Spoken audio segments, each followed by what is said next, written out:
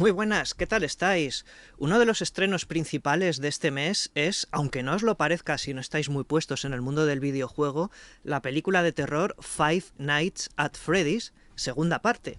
Segunda parte porque la primera de las 5 noches en Freddy's fue un monumental éxito para la Universal y la productora de Jason Blum, uno de los realizadores o responsables de cine de terror que más películas producen, porque normalmente se adhieren a una filosofía de bajo presupuesto que las convierte casi en automáticamente muy rentables, pero que en los últimos 2 años, precisamente yo creo que por esa sobreproducción y la falta de cuidado en algunas de ellas, todo hay que decirlo, pues ha tenido sus fracasos. Su cuota de fracasos de los últimos años incluye Megan 2.0 este mismo verano, que yo creo que les ha obligado a replantearse la filosofía de películas como esta, precisamente Five Nights at Freddy's, segunda parte, que no obstante viene con la garantía de ser secuela de una película sorprendentemente exitosa, porque esta adaptación de un videojuego un poquito ya millennial, que juega también con texturas un poco pasadas de moda, obsoletas, desde luego con el terror, porque estamos hablando de una peli de terror, aunque sea una peli de terror juvenil e incluso infantil, es terror al fin y al cabo, pero que realmente ha conectado con esa audiencia. Hay un nicho abundante de público, vamos a llamarlo juvenil o juvenil veterano, que jugó a este videojuego y que fue en masa el primer fin de semana que salió la primera película hace 2 años. La historia es simple, es la de una franquicia obsoleta de animatrónicos que están ubicados en una pizzería que podríamos denominar como un nuevo formato de casa encantada, y que son los receptores de las almas de los niños secuestrados por el villano de la función. La acción aquí continúa con las consecuencias psicológicas de los que lograron sobrevivir en la primera, encabezados por Josh Hutcherson de los Juegos del Hambre, y con un nuevo personaje que es naturalmente un nuevo fantasma que va a continuar esta especie de terror franquiciado, que aquí viene un poquito lo mejor de la película. Es totalmente autoconsciente de formar parte ya de un mundo de franquicias que forman parte de la cultura popular del momento y que nos impregnan la mente a todos, en particular a los más jóvenes. Y lo que hace es convertir marcas obsoletas y desaparecidas en forma de esta pizzería cerrada, en forma de estos animatrónicos pues un poquito terroríficos, pero porque son también obsoletos, y que digamos que lleva a este territorio de una venganza de película de terror, de fantasmas casi japonesa, el mundo de las franquicias americanas, ¿no? Con este mundo un poquito Norman Rockwell de ilustraciones de franquicias comerciales, pero de un pasado ideal que en realidad nunca existió. Así que ese juego de texturas entre el recuerdo y el pasado y lo subliminal era lo que movía un poquito Five Nights at Freddy's, y lo que sigue moviendo esta secuela, que, y aquí viene la crítica, vuelve a fracasar, según mi modesta opinión, a la hora de aprovechar todo este juego de texturas y de recuerdos y de cómo estamos depositando nuestra confianza en quizá productos infantiles o franquicias que pueden volverse terroríficas. Yo creo que toda la expresividad de la película viene de la banda sonora de los hermanos Newton, que son los que han hecho mucha de la música de, por ejemplo, las series de Mike Flanagan en Netflix y otros muchos títulos de terror, y que realmente suplen con ese formato con ese estilo de sintetizador ochentero y nostálgico. Toda la película empieza, por cierto, en 1982 con un crimen que va a detonar un poco la nueva venganza con un nuevo espíritu, ¿no? Pero es la música y la banda sonora lo que realmente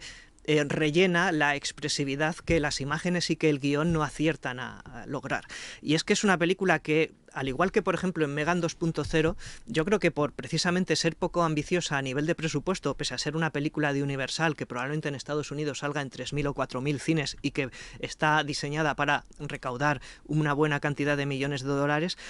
las imágenes son sumamente poco interesantes. Los personajes están todo el día hablando de sus sentimientos, con lo cual es una especie de híbrido entre serie de televisión, entre melodrama televisivo y película de terror, que me parece que en este caso fundamental no funciona. No funciona como, por ejemplo, en los primeros episodios de la temporada nueva de Stranger Things. Los personajes hablan y hablan y hablan, tratando de convencernos de que sufren, y realmente la serie lo que está es estancada y consumiendo minutos para llegar al desenlace. Yo creo que este es el fallo de la primera y es el fallo de la segunda, que no ha arreglado absolutamente ninguna de las carencias de la primera película. Yo esperaba que, pese a ese monumental éxito de la primera entrega de 5 noches en Freddy's, en esta segunda se pusieran un poco las pilas, lo cual nunca viene mal tratándose de animatrónicos, pero la verdad es que no lo han hecho.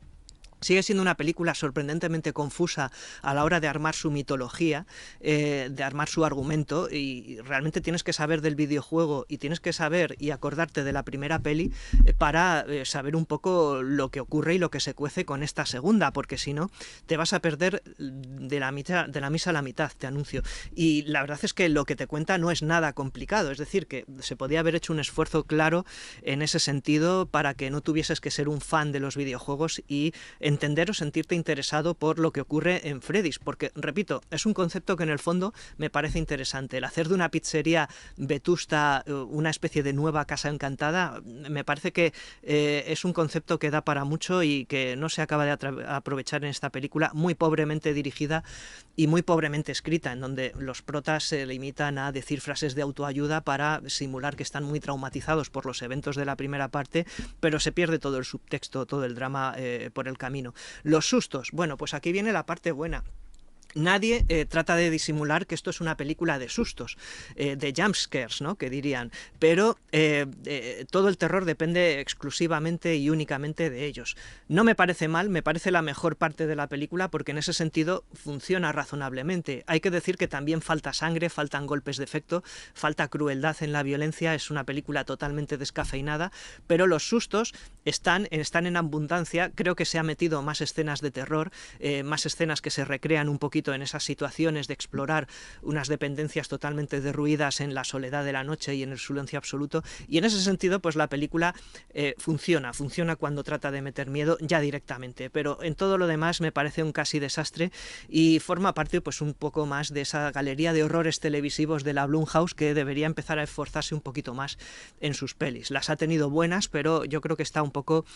flojeando en las últimas. Déjame tu comentario si estás de acuerdo con esta crítica a Five Nights at Freddy's segunda parte, que se estrena en todo el mundo este fin de semana. Por cierto, muy pegado el pase de prensa al estreno para que digamos que las críticas sean relativamente contenidas, porque intuyo que es una película que no va a gustar demasiado a los periodistas, pero sí al público juvenil que la va a consumir. Si tú eres de esos, porfa, déjame un comentario y explícame por qué te gusta y qué es lo que consiste de los videojuegos. Por cierto, están muy bien utilizados los planos subjetivos en esta peli para realmente simular cómo da miedo y cómo da susto jugar a un videojuego, y aquí pues traduciendo adecuadamente ese lenguaje del cine, del videojuego al cine, se aprovecha. Pero como te digo, poco más hay destacable en la película. Pero explícame, repito, si a ti te ha gustado. Déjame un like en este vídeo, es importante. Sigue el canal L de Cultura en YouTube y a mí en Twitter, por ejemplo, o en X, como prefieras, @confecinépata. Explícame por qué te ha gustado Five Nights at Freddy's y si vas a esperar con ansia la tercera parte, que ya te anuncio que vendrá porque el final es semiabierto.